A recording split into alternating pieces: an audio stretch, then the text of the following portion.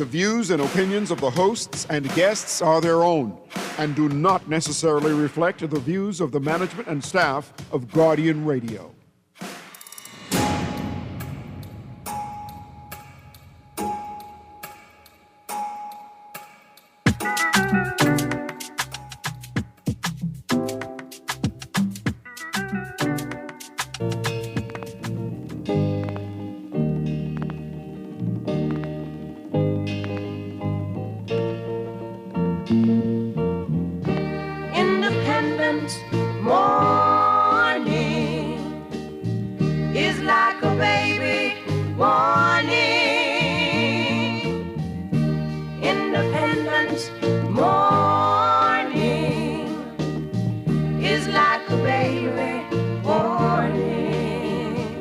Good morning this morning and welcome back to Guardian Radio 96.9 FM, your station for fresh news, smart talk all day. It is Tuesday, the 7th of July, 2026, and you are on the clock with Erin. Independence morning is like a baby born in Greene. Welcome to the show. Today we're talking plenty things. The House of Assembly said they're going on summer vacation for 2.5 months. We're going to do them like we do the students. They're young people. The same way your teachers encourage you to do some school work during this break, we are going to remind our parliamentarians that there is no off-duty when you are a parliamentarian. So we're going to go through some subjects for this year's House of Assembly Summer School. Of course, I have some questions for you today. It's Independence 53, and here are the questions. Which Bahamas do you want to live in? Do you want to live in a Pinling Bahamas, a Stafford Sands Bahamas, a Taylor Stevenson Bahamas? And some of you may say, Erin, you can't even put Taylor and Stevenson in the same option. A Ingram Bahamas, a Christie Bahamas, a Minnis Bahamas, a Davis Bahamas, a Carlton E. Francis Bahamas, a Lincoln Bain Bahamas. What Bahamas do you want to live in? And the second question is, After 53 years, is the Bahamas a nation, a country, or an economic machine, a.k.a. a plantation? So I say I got a caller on the line. Caller, give me 3 seconds because Guardian Radio and the Guardian Media Group want to send you away for the summer with the Great Summer Escape Giveaway. You could win a trip for two, including hotel, car, luggage, and $1,000 cash. All you need is your passport. Just get a Nassau Guardian newspaper, fill out the entry form, drop it in the entry box at the Nassau Guardian in Oaks Field. And tune in to Guardian Radio and follow the Nassau Guardian on all social media platforms for your chances to win. The Guardian Media Group Great Summer Escape Giveaway. Deadline to enter, August 12th. Drawing on August 14th. We send in the parliamentarians to summer school. So Guardian's prepared to send two of you on a wonderful summer escape getaway. Let's go to the phone line. Good morning, caller. Good morning, Ms. Greene. How you doing? I'm good, thank you. How you do? Well, on Stanford Stance, and that's when black people wasn't allowed to drive. Well, and you're a little bit older than me, right? So, technically, if that's the case, right, we might have to lean to that. See, okay, technically, that may be of consideration. But I was thinking of this Stafford Sands. Stafford Sands that gave us the tourism model that said, bring them in, sweeten them up, and send them home with nothing left in their pocket. That's the Stafford Sands Bahamas I was talking about. Okay, but let me ask you a question, right? We're leaning into the independence holiday celebrations, right? Mm-hmm. How do you feel personally about the flags that they're actually selling? Why can't we get it right? Why I can't get an old-fashioned flag with the Arkema Marine in it? Why we can't get the color code right? I just don't get it. Okay, is it me or is it just that they don't have the color anymore? Listen, that's impossible. Here's another question. Why aren't we using ZNest and all of its channels to share the important information? So, good question. Let me answer it. The official flag colors, aquamarine, gold, black, right? And this is white and the stripe. Some people say that's for the white people. Some people say that's a part of all flags. Bang. It turns out, though, that aquamarine and that gold that we selected is such a, let's call it, rare. That means it costs a lot of money, so they don't just make it for anybody, right? Those colors are rare. So we actually have an alternate official, right, color, there's a proper word for it, but color complex. So aquamarine and gold are official, but yellow and blue are all, there's a particular yellow and a particular blue that is also official, given the difficulty in securing the top two. Now, for me, I can't understand why a country that selected those specific colors for their flag wouldn't develop a relationship with a tone, a color maker, or a flag maker to ensure every year that there is a ration of flags available with the primary official color choice, as opposed to the secondary official color choice. Secondarily, the people who go in to buy, like the people who sell flags, the question is, how much effort are they putting into getting the official, primary official, the secondary official, and then the third is this. Like, so we know that we basically using the secondary color complex, but why can't we all just organize to make sure we all have the same type flag in the country? Yeah, but okay, I mean to be a total tool about this topic, right? No, go on. Seriously, right? But I'm being serious with this. You could have gone with the powder blue, or you could go with the aqua. Since the aquamarine is probably a little difficult to make, right? Mm-hmm. Navy blue, that's Barbados. Yeah, no, navy blue is out of order. Navy blue shouldn't even come into the question, right? You see these flags on these people's cars? And then navy blue. And so the people at customs have to be trained, right, to be able to say, listen, we need to put a hold on this order because you can't be bringing in this as the national flag because it's not the national flag. But my thing is, why is it only pissing me off, though? You mean like be me? Other people? No one else complaining about it.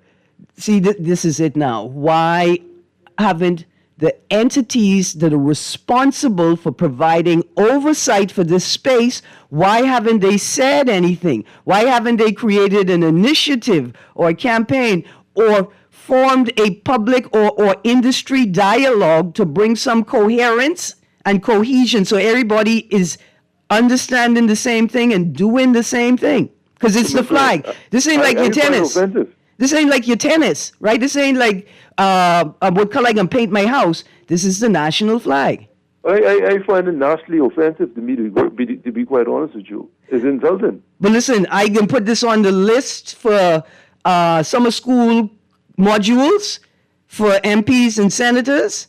Perhaps we need I got community school here, but we need a community school that includes ensuring that adults and children alike are aware of what the national symbols are and what the protocols and rules are for national symbols, national ceremonies, and national commemorations.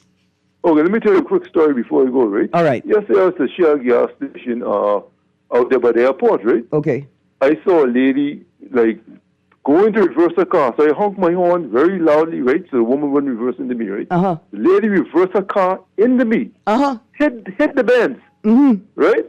Then she came out the car laughing. Now, at this point, right, I could see I already pissed off, right? Mm-hmm. Then I say, okay, let me call the police before this gets any further because I already mad. Uh-huh. As the police come, right, she's still laughing, right? So I tell the police, okay, this woman have an attitude.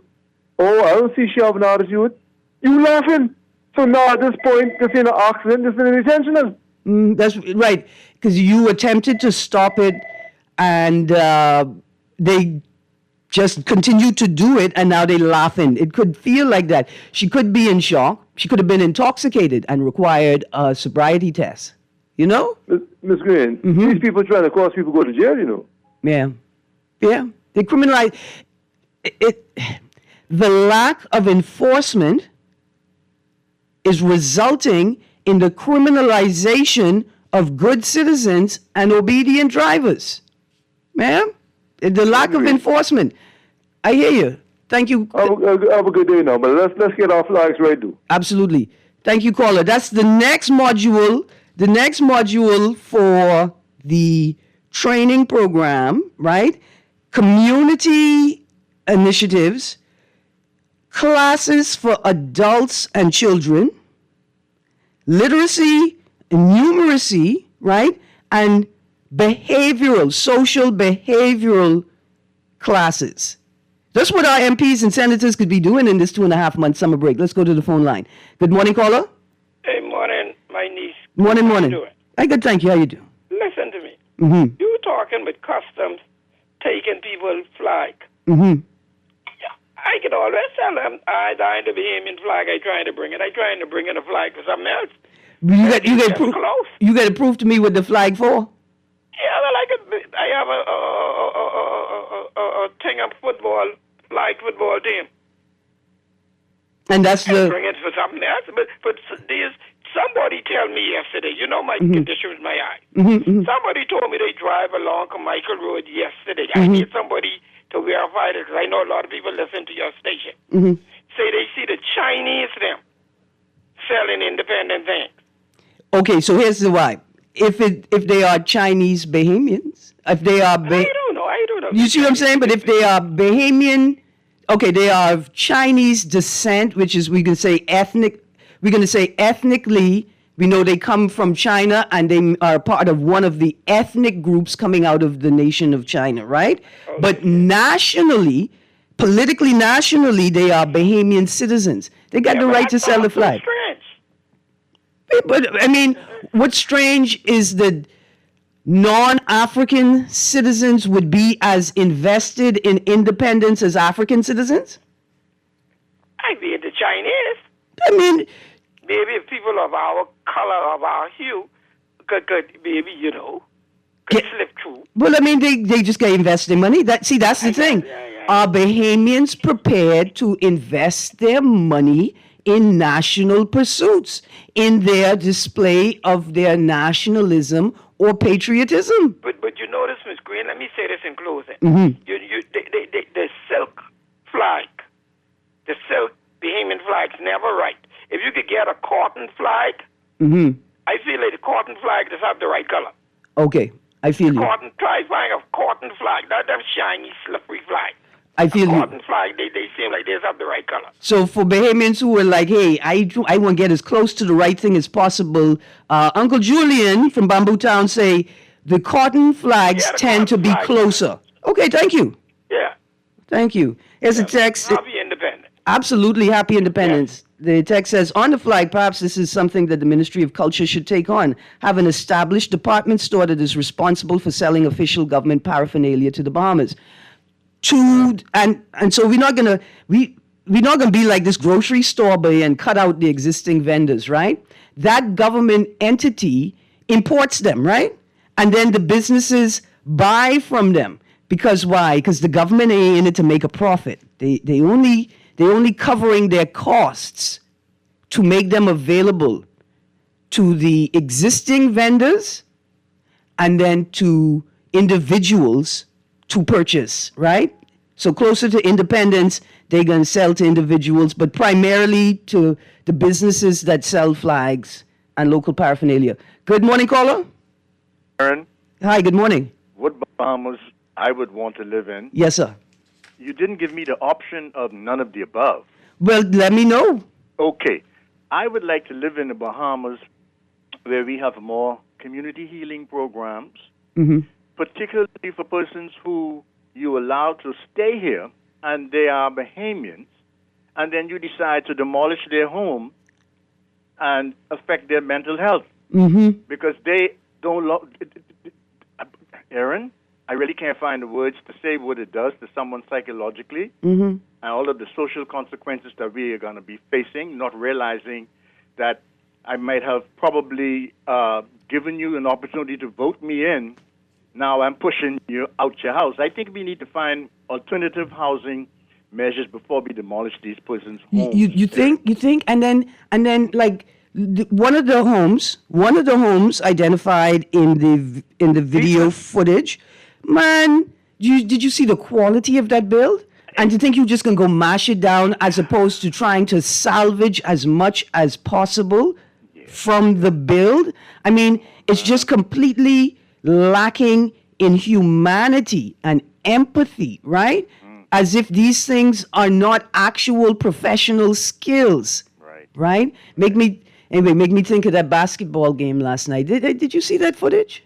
No, I'm sorry I didn't. I was too busy doing something probably more important. I'm sorry that I did. Oh, I see. Okay. I'm sorry that I did. But to your point about empathy, well, that's my point about empathy. But to your point about empathy and the lack of preparation to receive people, right? Like your Ministry of Social Services have to deal with these people. You see, now I have to pay for it. Right, like why? What is the task force doing? Worrying about somebody being assaulted in a highly incendiary exercise where you expect people to quote unquote run hot? Come on, in the summertime too. I mean, yeah. So none of the above. Let me tell you, I would rather be in an Erin. No, I'm crazy. I'm miserable. I could live with you because I crazy like you. I hear you. I feel that. Get along. I feel that. Okay. Thank you. Okay, Erin. All right, here's a text. Good morning, Miss Greene. You really got to be a conch. I'm sure you're calling. Julian says that he is blind. How can you let him tell you that the cotton flags have the right color, but the silk flags do not? How does he know? Because he's not completely blind. Right? He's not completely blind. He may have lost sufficient vision to warrant him unable to drive himself or to require assistance with certain tasks. But that does not mean that he's completely blind, right?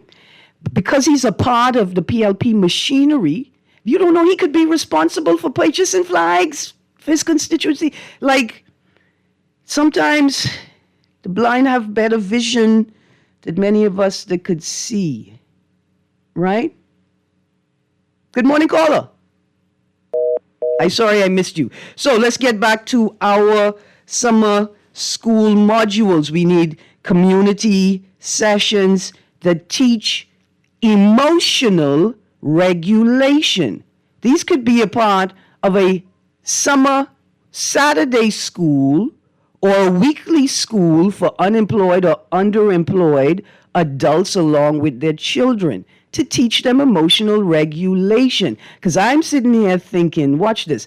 I was being stalked for 3 years, and right? And I would send in the information as I gathered it to make a report, and then check in on it after 3 months, and the report just disappear, right? And during that time, I had to practice emotional regulation, even when there were police officers being rude to me, like at the point where they were breaching the terms of their own employment, right? And I had to practice emotional regulation. See, when I was sitting in the road holding a hit and run victim in my lap, and the police were trying to drive past us, even though they almost hit me with their car, and ignore us, I had to practice emotional regulation. So tell me, police officer in the Kendall G. Isaacs gym in front of the international crowd, right? And you have a man detained, and an officer is holding him with no real effort, right? Detained, because I can't tell if the handcuffs are on or not, but I know that the man is detained, and he's not fighting back. What could have caused you to give him that open hand blow? What could have caused you to hit a detained man in the midst of an international event at the Kendall G. Isaacs gym? Tell me. Like, it's the same question I ask. What caused those officers to drop that man on his head opposite the Pompeii Museum downtown and then give him a good kick in it? What? So while y'all, see, after you call a snap election and then you beg for a pay raise, like you beg in that way where you don't really need our permission, you could do whatever you want because you have a supermajority, that kind of begging. You beg for a pay raise and then you go on 2.5-month vacation. You could spend some of that time operating classes and sessions with trained psychologists and psychiatrists and sociologists about emotional regulation and social and antisocial behavior. Let's go to the phone line. Good morning, caller. Good morning, Erin. Good morning. How you do? I'm good. How's everything? Good, thank you. My question, right? Mm-hmm. Why don't let's talk about an independent parliament, like pre-PLP? You know what I mean? Individuals running their constituency. Oh, you mean local government?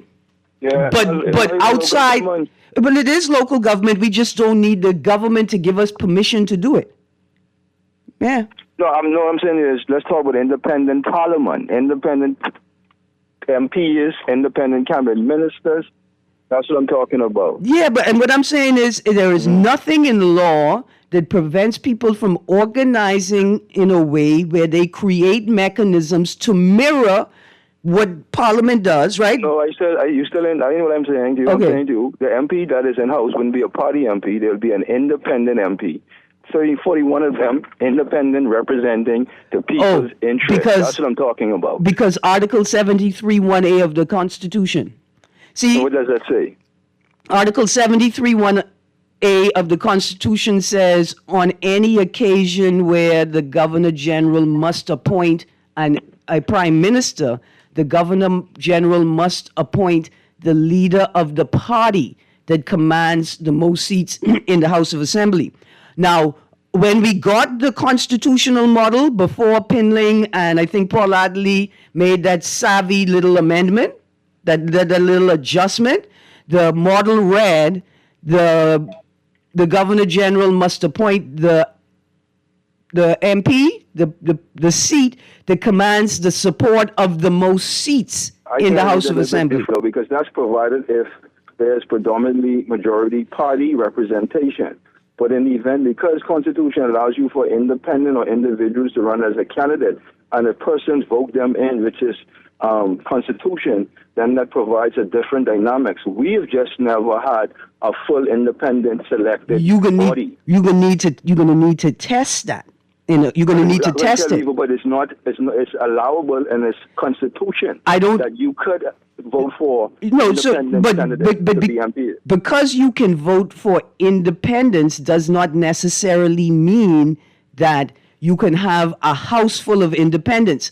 If the people vote, but the people vote them in. If the people vote in a house full of independents, then we have a new rule or a new parliament that we have to now function under. Because it's possible, but we have never done it because history has shown us that most leaders, party politics, media has always pushed that only party could govern us. Listen. When Constitution speaks to if you as the voter, majority votes for an individual who ran as a candidate to be an MP times 41, yes, the Governor General still has a role to play in terms of who as then would be taken as the leader of the Parliament. Because now that changes the way we approach that, even though that's Constitution and law. But we don't discuss it. We don't put it on the visual board. We don't talk about the hypothesis and the theory base.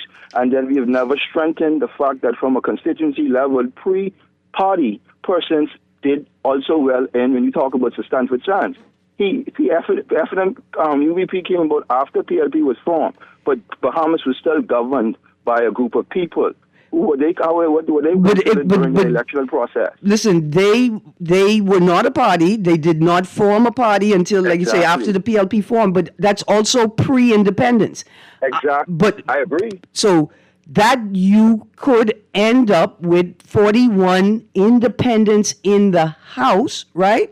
Does not mean that you don't need a party. What you're going to find is that people are going to form a coalition once they get in the House. It doesn't matter what happens. What I'm saying to you is we could visualize 41 seats, persons representing them as independent, and we could visualize that the cabinet could be made up once the Governor General and the Parliament selects the leader or the Prime Minister. Right, then now process continues. We could see a cabinet of independent representation. But it That's would, what I'm saying to the nation. Let's talk about it. Let's stop ignoring the facts. But it wouldn't be independent representation because they have to form a coalition to govern. See? The coalition would be made up of independent representation. That's what I'm saying to you. It doesn't matter how you flip it. It's supposed to be... They wouldn't be called party. They wouldn't be called FNMs. They wouldn't be called PLPs. They have to be called something. A coalition of something. A coalition of independents who come together and form parliament, form... I see. Okay, I see what the problem. I see what the part of the problem is. You think that it's PLP and FNM that is the problem. It's the political culture that's the problem, and as long as the political culture exists, they will continue to end up realigning. How do you break that? You have to train, you have to educate. So we don't educate them on the facts. If we don't read the Constitution, if we don't discuss the alternatives. Yeah, but hold on. Nobody ever refuted what you were saying. See, the problem. It's silent. No. How could it be silent? Because we've never discussed it. What you mean? How could be? Erin, thank you. No. We've actually had a full conversation about the sense of independence. No, it's the first time you listen to my show when I'm talking about it, because we've talked about on this show what does it mean to form a coalition of independents. You got a whole party there, so it is a little. It's a little. Party, it changes when you become a coalition as a party outside of Parliament and Cabinet. Because it's what was not formed. Exactly, but this is the conversation. And so, if you don't include the voice of an independent who could then provide his opinions to the room, then you're not truly having a full, robust conversation about independent governance. Man, hold on, no. Also, I got to go to other callers, and I got texts. The existence of the coalition of independents. We talked about it for 8 years now. We've talked about it for 8 years now, and we saw what happened. Before they even could get in the House, they realized that model is not going to work. Now, a more effective, let's prep the next caller, a more effective mechanism to replicate what it is you're trying to replicate is local government. Yes. Good morning, caller. You're on the air. Hello. Good morning.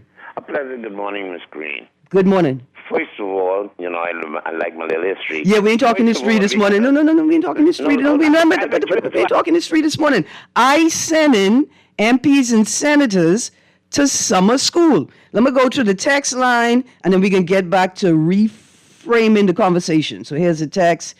It says, "My dearest Lady Greene, toxic empathy is just self-destruction disguised as altruism and nobility. Those people had from last year, February, to find alternative housing.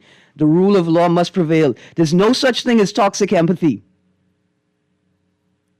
Y'all are just Christians trying to justify your non-Christian behavior. That's it. Please don't bring that phrase to me again. Toxic empathy is just self-destruction disguised as altruism and nobility. The next thing you know, we're going to have to talk about this gentleman that wants to start a food store. Hundreds flock to Bastian's Fort Charlotte grocery pop-up.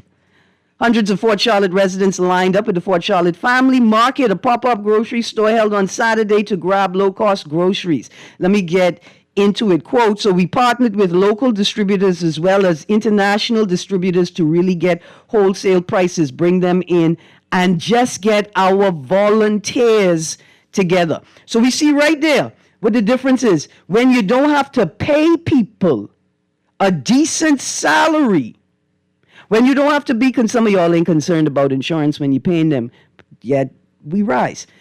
When you got to pay people a decent salary and with benefits and the little perks, like you get a little allowance for your uniform, you have to wear the wig, right? Then you could afford to sell the groceries just above cost, still making a little profit for yourself.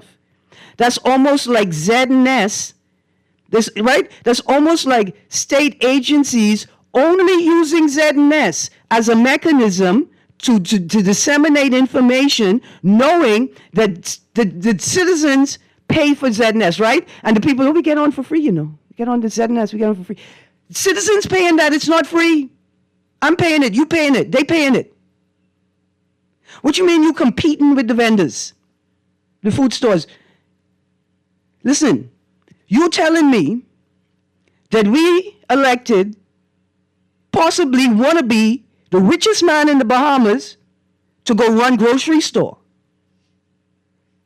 The richest man in the Bahamas to tell us, sit down and eat this charity, you're never going to get structural reform?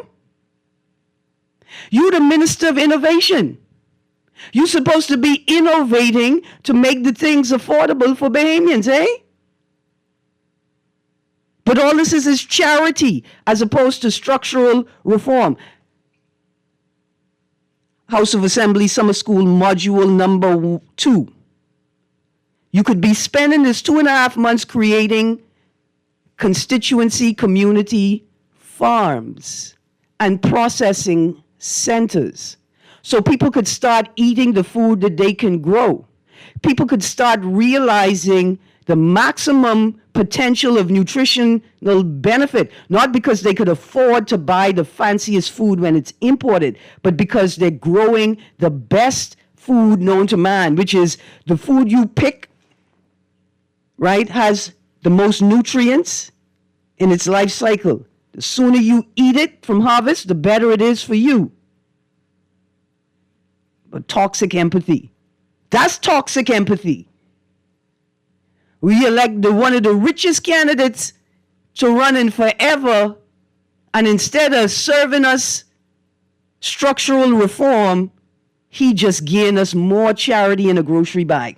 Good morning, caller. How you doing? I good, thank you. I sound a little rowdy just now. I good, thank you. Really, you sound passionate. It's a difference. People need to know when Bahamians are being passionate when they're being rowdy. Yes, ma'am. Thank you.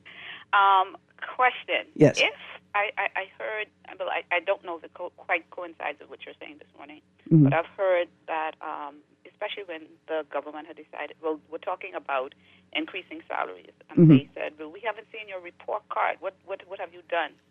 My question to you is, what would a report card, and just throwing it out there, what would a report card look like for government? Does it have all the areas, the Ministry of Education, what you did in that area, or to just reflect on individual candidates and what they would have done? What would a report card for this government or any government? Right. What would it look like? What would it look like? What would it have? You go report card, you got an A. What is the range for A? Is it Yeah. how we determine whether they have an A or a B or a C? What is the scale? I love your contribution. Before we have a conversation about assessing governments, we have to create a protocol for assessment, right? And I think we should assess ministers' performance. We should assess MPs' performance, right? And then allow constituents to answer the question of whether the ministerial work became an obstacle to the constituency work, right? I think that's a great assessment point. Does that individual have the capacity to balance both the constituency work and the ministerial work? Is the party strong enough? Is its infrastructure strong enough, right, to have a heavy cabinet? But that's what we make the assessment based on. Is the cabinet too heavy? Are we getting a return on investment, not just on your ministerial work, but has your ministerial work become an obstacle to your constituency work? So what are some of the points, and just throwing it out there, what are some of the points when they're looking at these areas? What are some of the points that they should take under consideration if it's strong enough? What constitutes whether it's strong enough or not strong enough? All right, so I think Mr. Clay Sweden, if we could use him as an example, because he is now the Minister of Works, right? Right. He is in a tough position because he got to go back to those Lutheran constituents and convince them that he is appropriately and effectively balancing his obligation to the nation as a whole as Minister of Works, public infrastructure and power and water specifically, and communications, and if he's balanced that effectively with ensuring that his constituents have equal and equitable access to whatever the rest of the nation has in terms of electricity, water, and communications, right?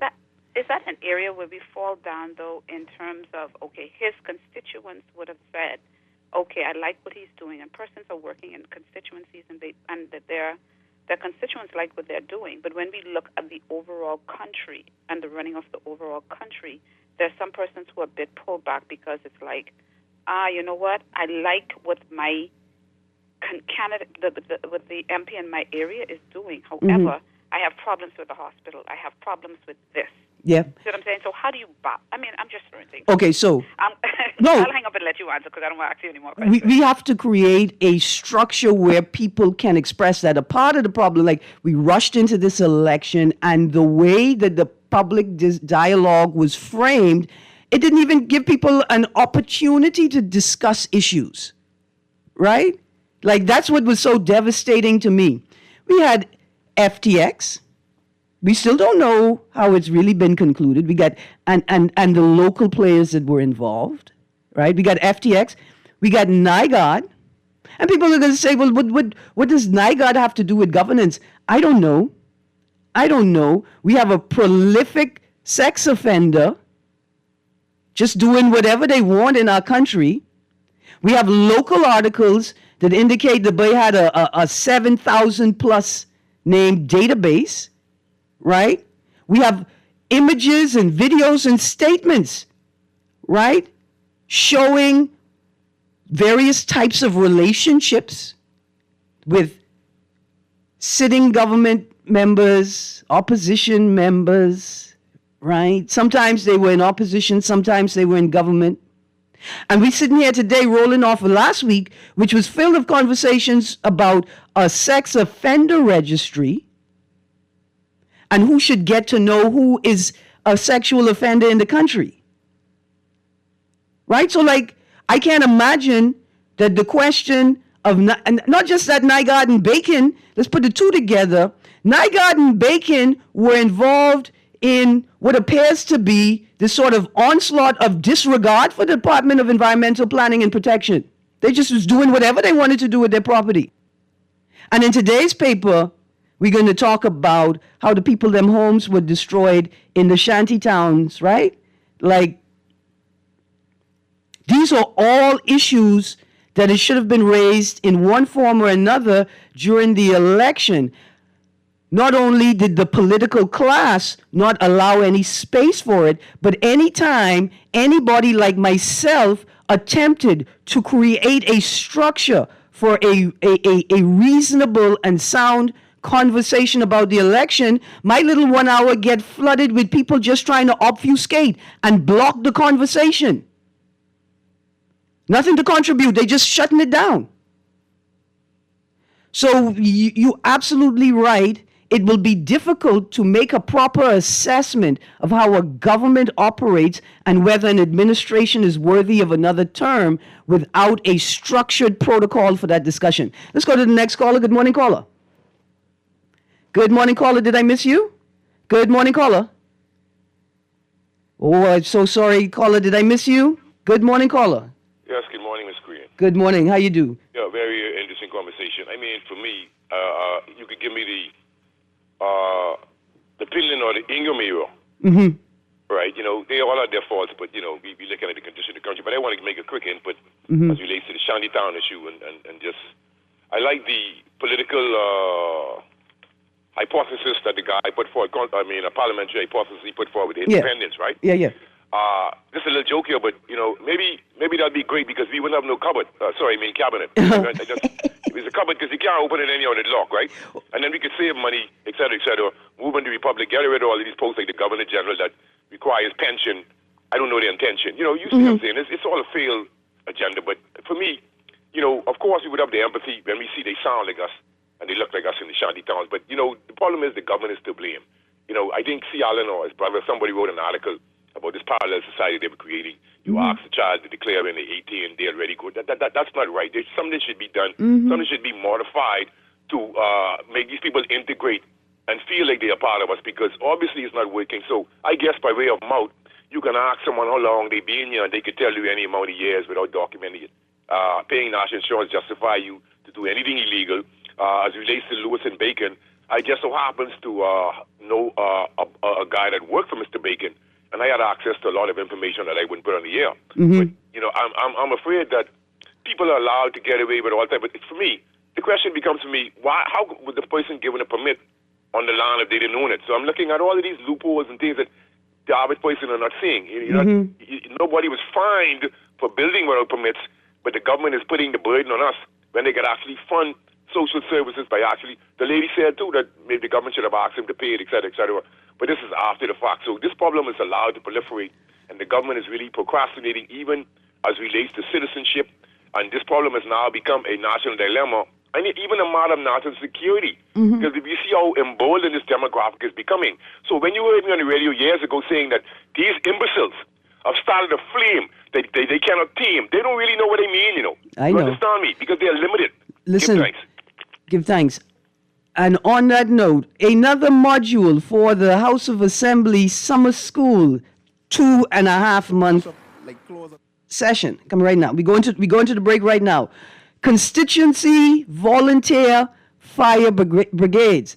You heard that voice just now, 52. 52 is a community hero. He was called upon by his own personal integrity to assist neighbors in a recent devastating and tragic fire where a life was lost.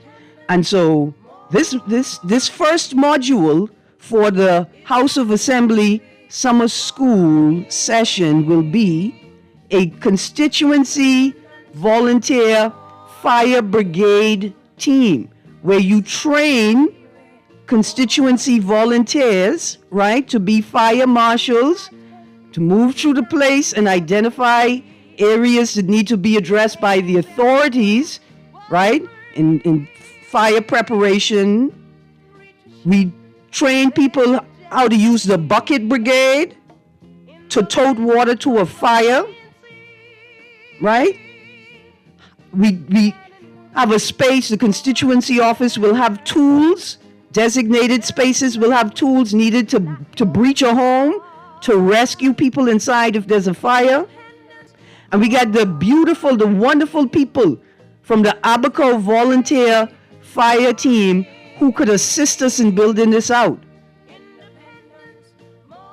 It just don't make any sense. We have so much and we're doing so little with it. It's like we got more dollars than cents, man. We're going to a break. We'll be right back. Stay tuned. And he's a teaching. Put more money back in your pocket with the Fidelity Debt Consolidation Loan. Why pay more when you can pay less? Reduce your monthly debt payments down to one low, easy payment. Apply for a Fidelity Debt Consolidation Loan today. Call 356-7764. Fidelity, we're good for you.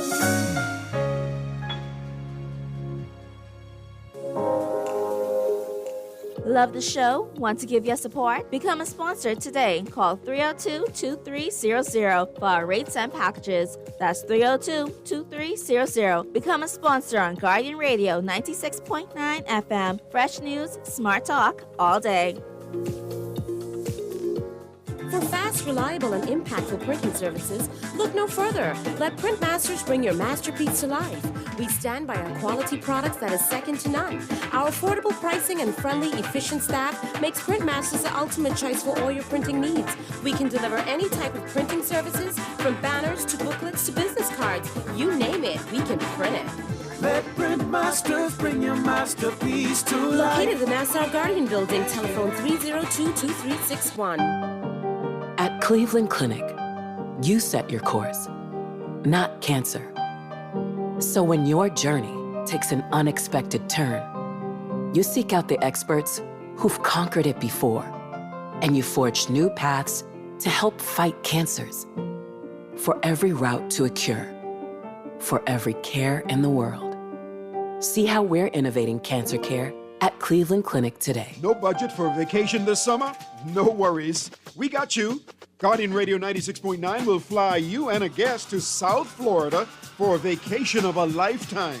Our sweet summer escape gets you round-trip tickets on Bahamas Air. $1,000 spending cash, thanks to Percy's Island Games. Brand new luggage from Brass and Leather. 4 days and 3 nights at the beautiful Holiday Inn Express Plantation. Free car rental from Hertz, too. All you need is your passport. We got you covered. Enter now for the Guardian Radio 96.9 Sweet Summer Escape. Fill out the form in today's Nassau Guardian and follow us on all social media platforms. Remember, you must be 18 or older to enter. Entry deadline August 12th, drawing August 14th. Taxes not included and certain restrictions apply. Independent Bahamas, Bahamas, Bahamas, independent Bahamas, Bahamas, Bahamas. Good morning. Welcome back. Welcome back. Okay, we're going straight to the text line. It says, good morning, Erin. On Saturday, I was driving and saw a police officer who stopped a vehicle, and he had a white pick in his mouth, a toothpick and a floss pick. And I, indicated to him that it was uncouth, improper, turned around, let him know it was improper. He finally removed it. I took his police number. But how in tarnation would you even consider having a pick in your mouth while processing drivers? Incredible. After the video I saw last night at the game, so the question is, where's the Commissioner of Police? Where's the Commissioner of Police? This is also going to be a part of the adult and child literacy and numeracy programs, right? Because people need to know how to interact with the police. Even the police need to know how to interact with citizens. But we're going to start on the citizen side. Morning, Erin. Government don't need to give you all nothing about giving you all discount on power bill, especially the PLPs. Ride the heat wave with Brave to the grave. Hope you all safe, so please behave. And sweat in your car right now. You all are a slave. Whew, I did feel a little slavish day before yesterday. I can be honest with you.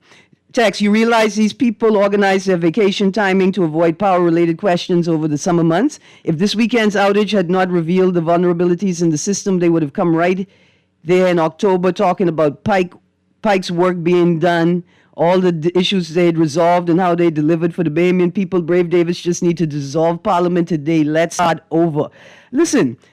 If Halkitis resigned right now, if JoBeth Colby resigned right now, we can call for Monroe to resign. He could resign, multiple reasons. He could resign right now. Should Leon Lundy resign? He's just been appointed to the Ministry of Transport, just been appointed fresh off the block. Should he resign? Possibly, yes, right?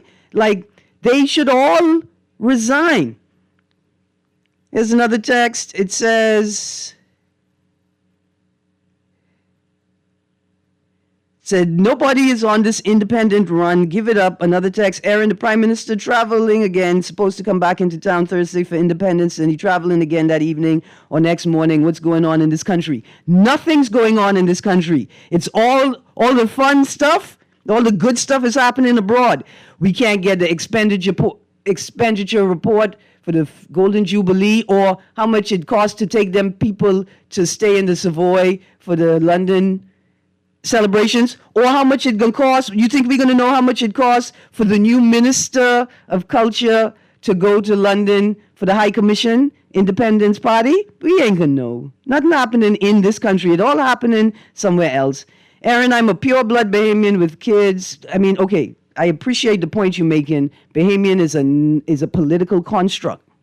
Politics don't have blood, as much as y'all try to spill. Erin, I'm a pure blood Bahamian with kids. I lost my house after 20 years in 2023. I tried to quiet a 13-year-old abandoned home, and I was arrested, treated like a serial killing murderer by the police, marked call names, dragged through court, fined, and dragged out of the home like a dog, unlawfully called belligerent, accused of assaulting a police, and all kinds of crazy stuff falsely put on my statement. And not one soul had any empathy for me, but you're having empathy for people that illegally came here and illegally built on a land they don't own.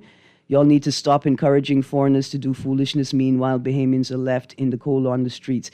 Texter, I can hold your pain in one hand and in the other hand ask you, how would I know your specific issue if you didn't tell me specifically. And yet still I held empathy for you. Still I did.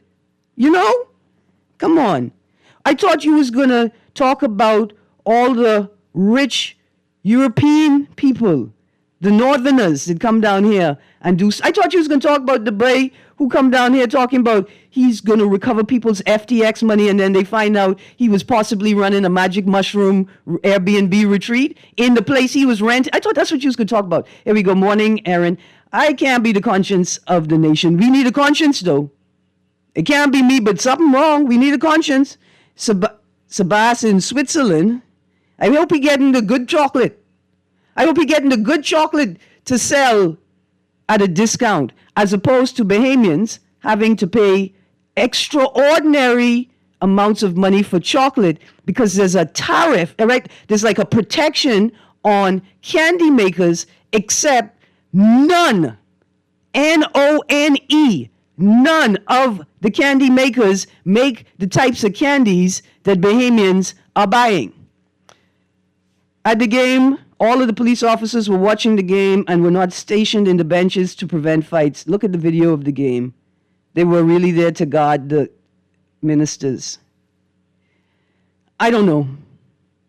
Anyway, tomorrow we continue with our House of Assembly summer school project. Also, the question sits on the table. 53 years in, is the Bahamas a nation, a political construct, a country, a social construct, or a plantation, an economic construct? I'm all out of time. Thank you, producer. Thank you, texters. And to the callers, let me apologize. We're all out of time. Have a great day. Guardian Radio AM with C.A. Nuri is up next.